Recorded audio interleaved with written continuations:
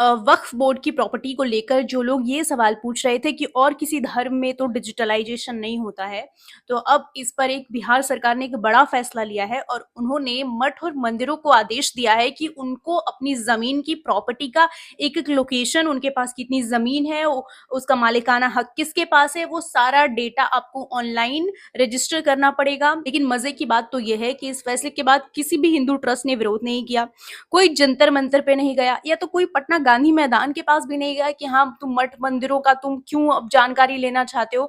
ना किसी को हिंदू की चिंता सताई कि या हिंदुओं का जमीन छीना जाएगा, सरकार अगर जमीन की जानकारी ले लेगी यानी जमीन भी ले लेगी, किसी को ये चिंता नहीं सताई। लेकिन जैसे ही वक्फ बिल की बात आती है, विपक्ष अपना एक तुष्टीकरण वाला एक वोट बैंक का जो चश्मा है उससे देखना चालू कर देते हैं और उनको वही दिखता है जो उनको चुनाव में फायदा देने वाला हो।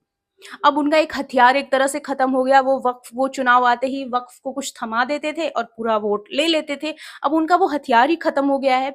ये विरोध करने की उनकी सबसे बड़ी वजह है। बाकी और वक्फ बिल में कोई बुराई नहीं है।